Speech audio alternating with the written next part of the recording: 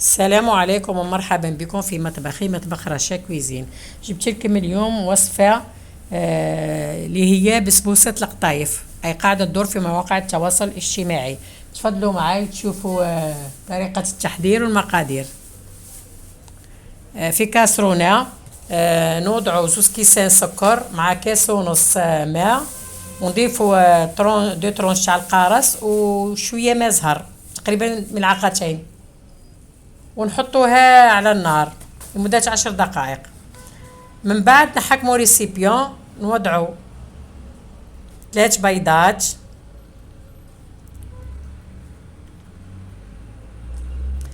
ربع كاس سكر، ملعقة فاني، ملعقة صغيرة، وملعقة كبيرة تاع كراميل،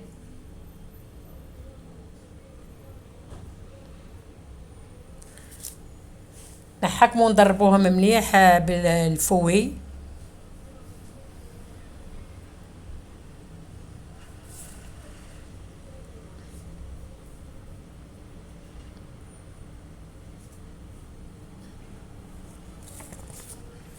من بعد نزيدو نص كاس زيت ونقعدو نضربو حتى تتجانس المكونات.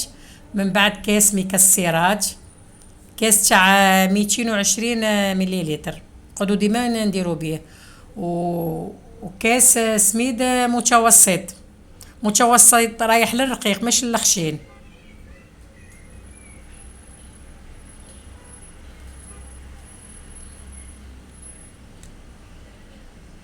بعد نضيفو ملعقة كبيرة تاع فرينة، وكيس خميرة تاع 10 غرامات تاع الحلويات خميرة، خلطو مليح مليح.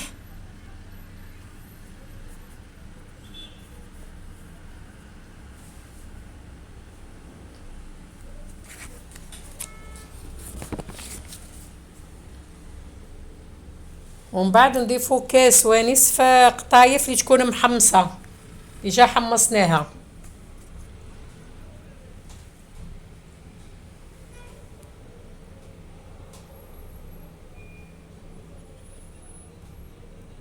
خلطوه مليح بالسباتيل، تجي خفيفة وبنينة. ونحكمو مول ندهنوه بالزبدة، ولا حبيتي دير دي مول صغار فرديين. نبداو نعمرو فيهم،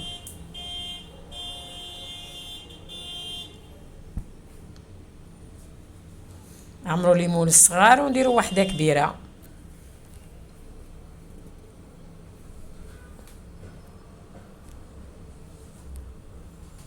بنينة وخفيفة، تقعد كي تذوقها تقعد ديما تعاودها.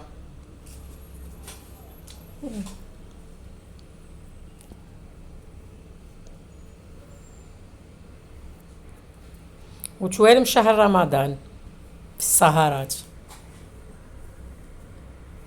جربوها ما حينش ندموا عليها. ها كيما قاعدين تشاهدوا، عمرها في المول، نطرحها مليح مليح.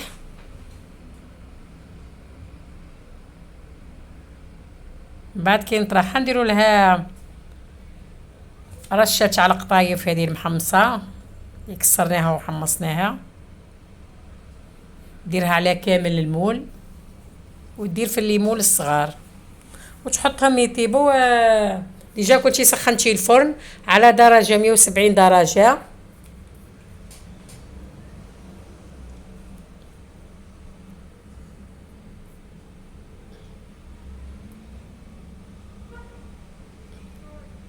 هاي كي طابت ولين نشربوها بالشربات اللي درناها من قبل، هي تكون سخونه والشربات بارده، ونشربوها ها كيما قاعدين تشاهدوا فيها. ها هاي قاعده تشرب.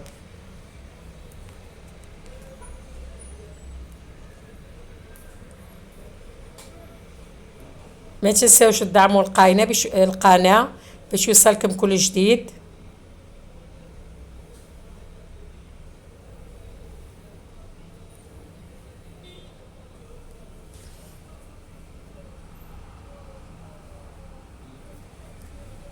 وإن شاء الله مزيد من الوصفات التي تخص شهر رمضان الكريم.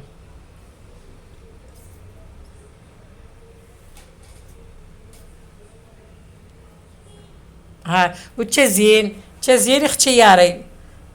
زينتها بالكراميل والجوز، وكل واحد كيف يحب يزينها، والنتيجة هاي. والسلام عليكم ورحمة الله وبركاته.